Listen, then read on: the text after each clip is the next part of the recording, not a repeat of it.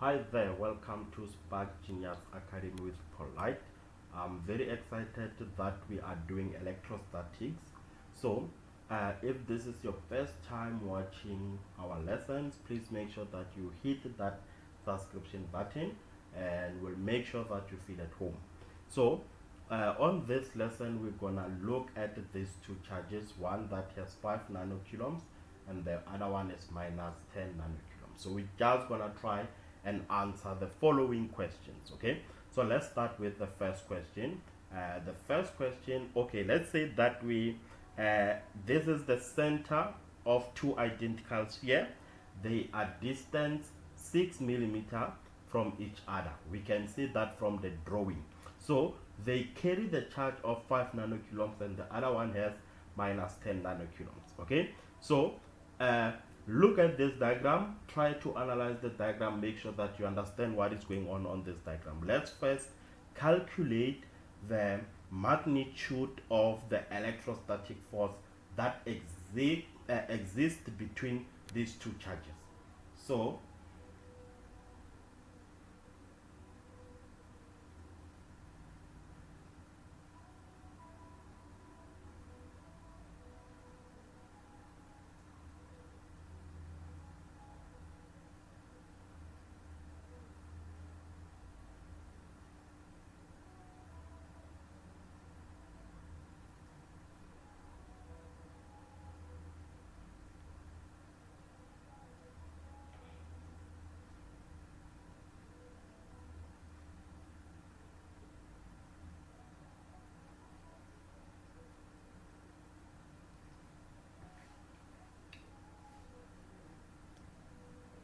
okay, so now when we look at this question and they want you to calculate the electrostatic force that exists between these two charges, what I need you to do, I need you to list the data, what you have.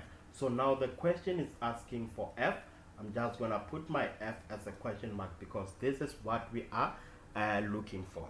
So now let's talk about the conversions, because you can see that our charges are given as what? Our charges are given in nanocoulombs. It's very important that you understand how to do the conversion. So now I'm just gonna quickly give you the table conversion of units of charge. The conversions, please make sure that you understand the table. Try to cram this table before you go into an exam. So this is the table that we're going to do the conversions. I'm just going to explain everything how this works, don't worry. So now let's dive into writing the data down, because we still have to list the data so that we can understand what we have. Okay, so remember I said that we have the force, which is what we are looking for. Okay, and then now let's look at the charge one. I need you to write your first charge and make sure that you convert it correctly. So charge one is equals to 5 nanocoulombs. So if it's 5 nanocoulombs, the 5 is positive, so this will be positive 5. So since it's nanocoulomb, you'll go to your conversion table and check. If it's nanocoulomb, what do we use? So it's nano. This is the conversion that we're gonna use. So we need to take that 5, multiply it by what? 10 to the power negative 9. And that's it. Once you get it like that, you'll see everything is good now. So this will be times 10 to the power negative 9. So this is a charge. You do the same for your second charge, which is charge number 2. So charge number 2 is negative 10. So this will be negative 10. It is also what? A nanocoulomb. It is also a nanocoulomb. So we need to multiply that by negative 9. So this will be 10 times 10 to the power negative 9, which is also a charge. Okay, so now where is this coming from? They want us to find the force of the electrostatic, the electrostatic force. Which formula do we use for electrostatic force? F is equals to K, which is the constant, multiplied by the product of the two charges and everything divided by the distance between them. The distance should be squared. So now on that formula, make sure that you have everything before you do your substitution. What do we need next? We need R, which is the distance between them. please, the distance in electrostatic force, it should be in meters, not in what? It should not be in millimeter, but in meters. So we need to convert this distance. We need to convert the distance. So how can we convert the distance? So the distance is given as 6 millimeter, and from millimeter to meters we divide by 1,000. So we can write this as 6 over 1,000, and this gives us what? 0 point. So when you put this on the calculator, this is 6 divided by 1,000. We don't need a calculator for that, né? It's just 0.006. So let's see. Okay, so this is what we have. So it's 6 times 10 to the power minus 3, but that is something like, let me just put this and say answer.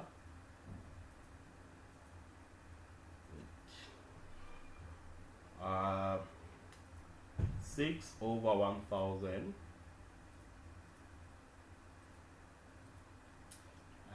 we get this as, I know that this is 0.006, or you can put it in what? Or you can put it in that scientific notation, is fine. So this is 0.006 meter, or we can put it in scientific notation and say it's 6 times 10 to the power, how many zeros do we have? 3 zeros. So therefore, I think it's best if I go with the decimal one. R is equal to 0.006. So this is my R. We have everything. This one is given on your formula sheet. The constant value is given. So you'll be given your K to be equals to what? You'll be given your K to be 9 times 10 to the power 9. 9 times 10 to the power 9. So this one is always given there on your calculator. Please make sure that you substitute everything correctly so that you don't lose any marks. Let's put everything on our formula. Let's now substitute to find the electrostatic force. We are saying that F is equals to K of Q1 multiplied by Q2. Everything is divided by the distance between them. So my electrostatic force will be equals to K is 9 times 10 to the power 9. Let's put this inside the bracket. We multiply this by charge 1. And we know that charge 1 is 10. It's 5 times 10 to the power negative 9. Please, it is not necessary to use the positive and the negative. Guys, I'm going to explain why I don't need you to substitute the positive and the negative. You can see that when we were doing our data, we said this one is positive and this one is negative. Please, when you substitute, don't include the dot sign. I'm going to explain this now. Let's first make the substitution. So charge 1 is 5 times 10 to the power minus 9, and charge 2 is 10 times 10 to the power minus 9. Okay, please do not substitute the signs. So now this is 0.006 and it is squared. So let me explain why you don't need to put the negative and the positive of the charges in Coulomb's equation. Okay, because remember, the charge is a scalar quantity. Don't put the negative and the positive because the charge is a scalar quantity which has magnitude only. The signs are therefore only used to determine the direction. When I say the direction, I'm referring to what? Attraction or repulsion of the electrostatic force. I hope this makes sense. I don't think we need to put that in writing unless if someone wants us to explain. Remember, don't put negative and positive signs. Okay, do not put the negative and positive signs. And the reason is that we are saying that a charge is a scalar. So a charge is a scalar. So Why is it a scalar? It has only magnitude. Okay? It has only magnitude. Magnitude. It only has magnitude. So we are saying that the signs are used to determine the direction, repulsion or attraction. Okay, so now let's put this on the calculator and see what we get now. So please learn how to put this correctly on the calculator also. It's one of the most important things that you need to pay attention on. So this will be 10 times 10. Okay, 10 times 10 to the power. I'm very sorry. It's very fast. It's very fast. 10 times 10. Okay, let me do this. Okay, 10 times 10.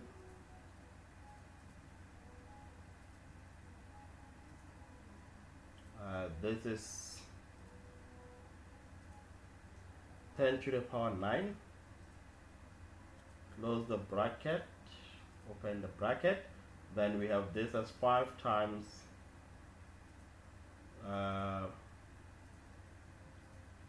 10 to the power negative 9. Close the bracket and then open the bracket. We have 10 times 10. So this will be 10 multiplied by 10 to the power what? 10 to the power negative 9. And let's close the bracket there. Please make sure that you punch this correctly on the calculator. So this is 0.06, 0.00, okay, 0.006, and this is squared. Guys, it's very fast, I'm sorry. Okay, 0.006, close the bracket, and this is squared. Let's see what we get there. Okay, so when I get error, let me go and put the multiplication sign between my brackets. Then the error, I think it will go away now. Once you put the multiplication between those and punch equals to, let's go back and see.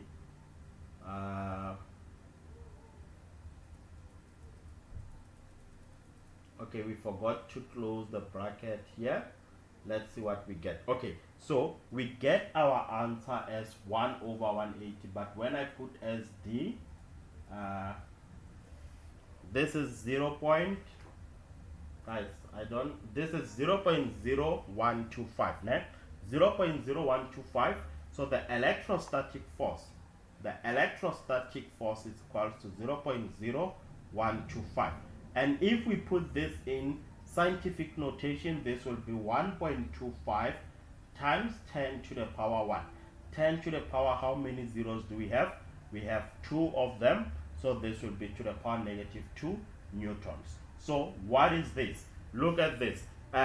Look at the sign. We have a positive and a negative. A positive and a negative, so this is attraction. So this is the force of attraction. I hope you guys are happy with that. I'm very sorry about the calculator, né? So now let's work on the next question. That was the first question. Let's work on the next one. So look at this. The next question we need to identify is the force. What is the force attraction or repulsion? Okay, this is the next question, number 2. Is the force attraction or is the force repulsion? I think this one is the easiest one because we said it's a positive and a negative. Therefore, this is what? This is the force of attraction. Sometimes they might want you to give a reason for this answer because you're gonna say opposite charges attract each other. The opposite charges, they will attract each other. So they will attract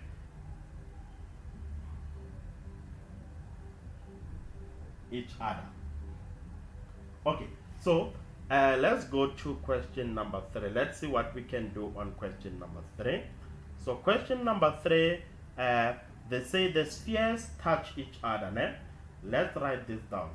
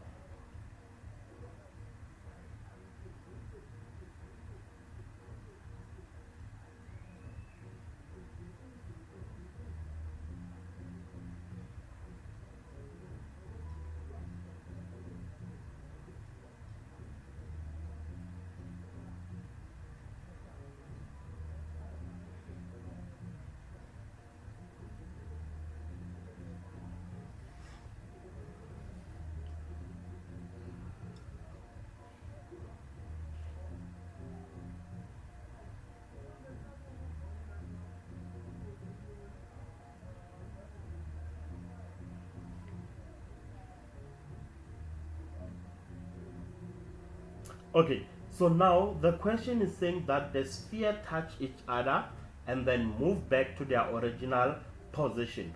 What charge does each sphere have? So let's look at the drawing. They will come and touch each other, then they will go back. So what I need you to ask yourself, what happens when two charges meet and then they separate?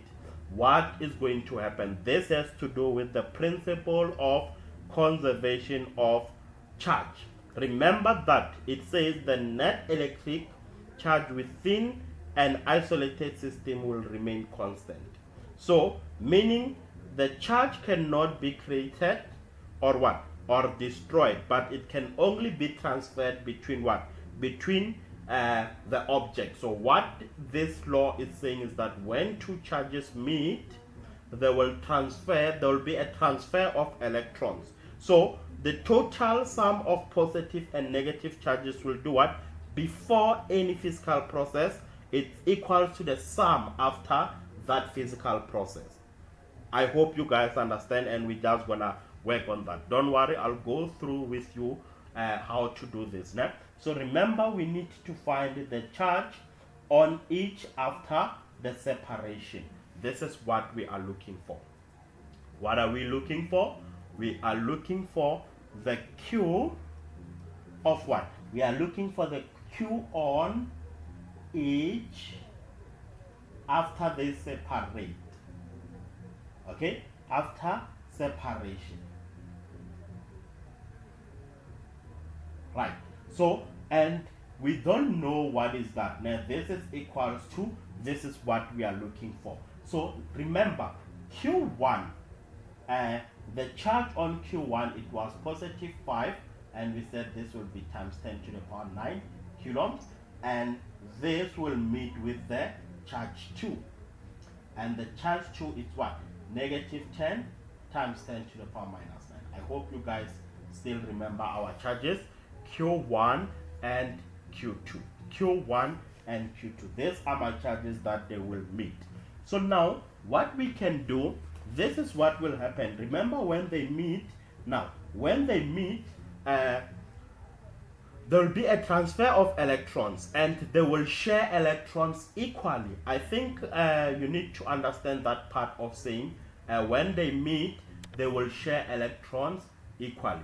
So what we are trying to say is that how many charges are meeting. So to find the separation on each, we're going to use the formula that says we need to add the two charges, then divide this by 2. Why? Because they'll share them equal. For example, if you have 6 oranges and you have 6 oranges and your friend has maybe 14 oranges. So you guys want to mix your oranges and share them equally. So this tells you that you and your friend will get 10 oranges each.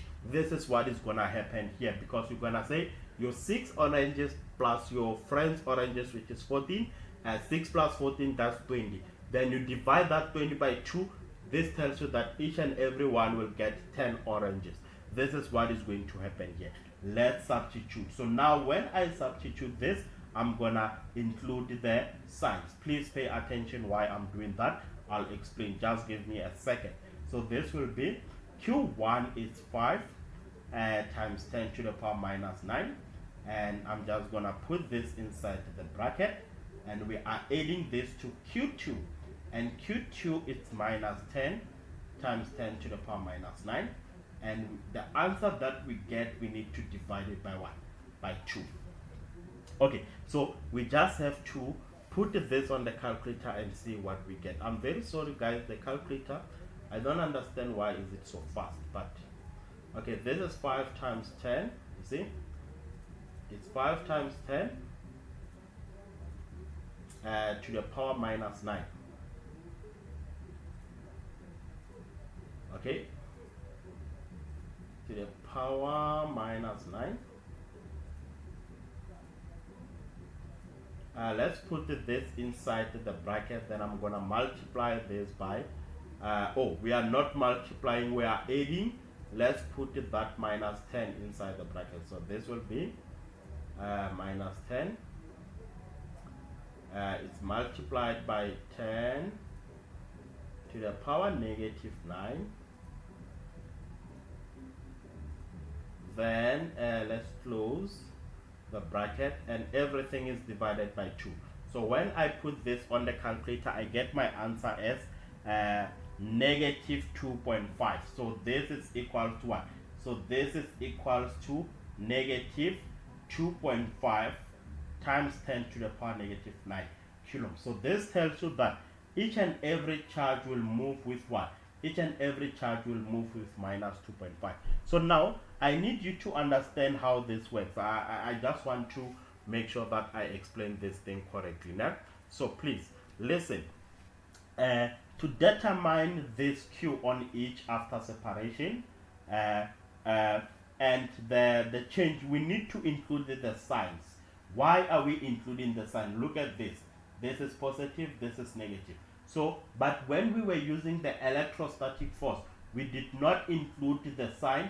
We did not include the sign. So please, for this one, no signs. Right? But when we calculated this one, you can include signs. Okay, so look at what we have so far. Please note that the reason that we are including the sign when we calculate this Q on each after separation is because the charge touch each other and electrons transference will take place. That's why we need to include. So this is what is going to happen. Listen, when the sphere with a negative charge, which one is the negative charge? This one. When that sphere is temporarily attached to the sphere with the positive one, what will happen? Then this tells you that the one that is negative, the one that is negative from the first sphere is the one that will neutralize that one, the one that is positive. So the one that is negative, which is minus 5, so I'm sorry, the one that is negative, the one that is positive is the one that will neutralize the charges on that second sphere. So the remaining charge from the first sphere is equally divided between those two. So that's why we are adding the 2. So this is your answer. Just give them your answer. So this tells you that each sphere now will have a charge of minus 2.5.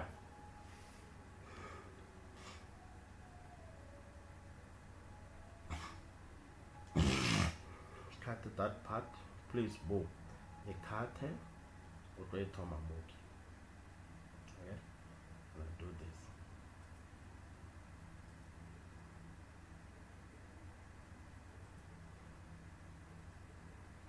Okay, so and that's it, guys. This is how easy it is. So therefore we can conclude and say that each sphere will do what? Each sphere will now have, so each sphere will now have the charge of that negative 2.5 times 10 to the power minus 5 coulombs, minus 9 coulombs. And that's your answer. That's your answer. So we're just going to work on the next question, okay?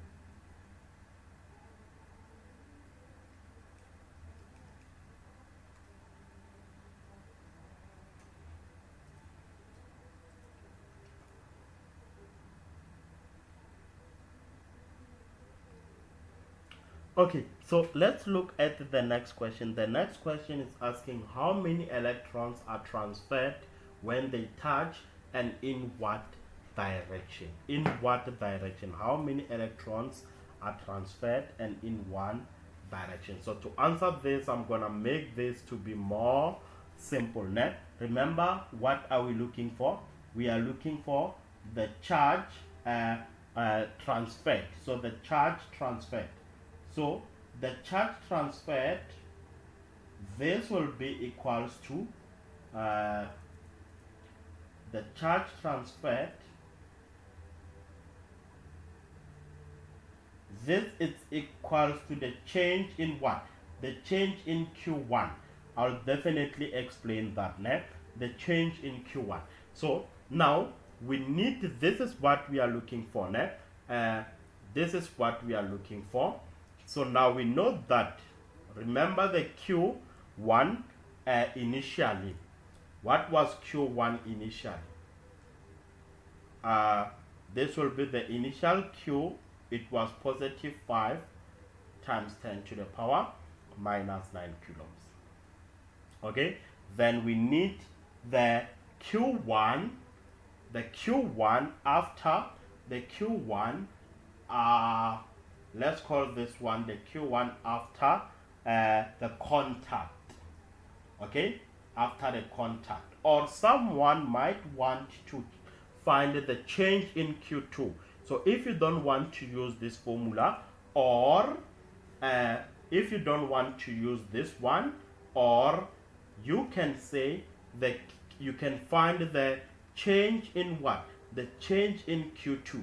So the change in Q2 is going to be Q2 initially, it equals to the Q2 started with minus 10 times 10 to the power minus 9, and then the Q2 after contact. So after contact, right? So we'll talk about the Q2 after contact. So now let's talk about this. Let me quickly add this now. So remember, initially Q1 started with what? Positive 5 times 10 to the power minus 9. So if you still remember, after contact, each sphere had a charge of minus 2.5. So this tells you that Q1 after contact is negative 2.5 times 10 to the power 1. Negative 2 times 5 to the power minus 9 coulomb. which is the same for Q2 after contact, which minus 2 times 10 to the power minus 9 coulombs. So it's up to you, which one do you want to use. Do you want to find the change in Q2, or do you want to find the change in Q1? That one, it's up to you. So even if you can use one of these two, you'll still get the same answer. So I'm just gonna work on finding the change in Q1. So the change in Q1, we need to say the Q1 after contact, we need to take that one, the Q1 after contact, né? Then we need to subtract the Q1 initial, the initial Q1. So let's do the substitution. Remember, Q1 after contact, it was negative 2.5. Please make sure that you put it with your signs. Né? Negative 2.5, this is times 10 to the power negative 9. And then we're gonna subtract, I'm gonna put this inside the bracket. We subtract the Q1 initially. What was the Q1 initially? This is the Q1 initially, which was positive 5 times 10 to the power negative 9 coulombs. So when I substitute this, we just have to punch this on the calculator and see what we get. So this is minus 2 times 10 to the power minus 9, minus, because a negative and a positive is negative, so this will be minus 5 times 10 to the power minus 9 coulombs. Even if you don't use the calculator, these are the like terms. Né? These are the like terms. We just have to say 5 plus 2.5, which is 7.5. But remember, it's negative, so this will be times 10 to the power minus 9 coulombs. So this is what? This is the, remember, this is the change in Q1. But what is the question? The question, they want you to find the, they want you to find the number of electrons that were transferred. So even if you use the change in Q2, you'll still get the same answer. We can use the change in Q1, or we can use the change in Q2. Remember, the change in Q2, it will be Q2 after contact minus Q2 initial. Okay, so you just have to substitute and you'll see that you get the same answer. So my focus now is to use this to calculate the number of electrons. Okay, so now that we first calculate the quantity charge transferred during the contact, which is this one, so we need to find what? We need to find the number of neutrons that are being transferred. So to find the number of neutrons that are being transferred, we can create what we call data net. We can quickly do data. So let's quickly do data just to remind ourselves what we have on the data. So on the data, we are looking for N, which is the number of electrons. And what do we have? We have Q, which is the change. I'm not going to use the sign. I'll explain why. Times 10 to the power negative 9, which is this one. Then we'll need the QE. We'll need the QE because we know the formula. This is 1.6 times 10 to the power minus 9 coulombs. They will always give you that one on the formula sheet. So remember, the charge transferred, Q, it's equals to the number of electrons times QE. What are we looking for? N. So we need to make N subject of the formula. We can write this as what? We can divide both sides by QE and say N is equals to the charge, which is 7.5, divide that by QE. So you just have to substitute what you have there. My charge, it's 7.5 without the sign. 7.5 times 10 to the power minus 9, and divide everything by QE, which is 1.6 times 10 to the power negative 9. Okay, let's find the answer first, then I'll definitely explain why you don't need to put the signs here. So this is 7.5 times 10. This is times 10 to the power. Okay, it's times 10.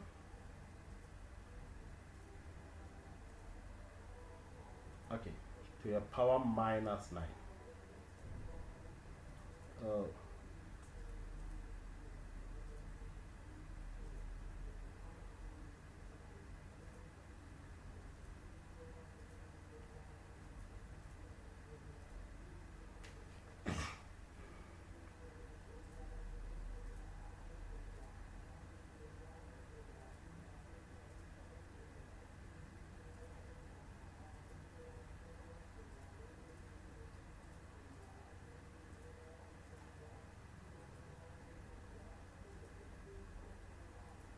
Okay, there it is. Let's see what we get on the answer. This is 4 point, it's 4.7 if we round it off. It's 4.7, but we made a mistake here. Remember, we made a mistake here. Remember, this is to the power 19, not 9. So this will be to the power 19. Let's go and fix this on the calculator. It should be to the power 19, not, it's to the power negative 19.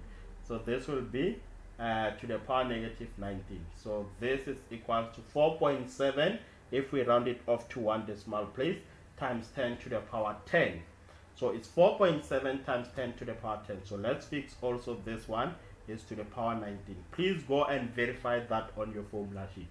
So this will be 4.7 times 10 to the power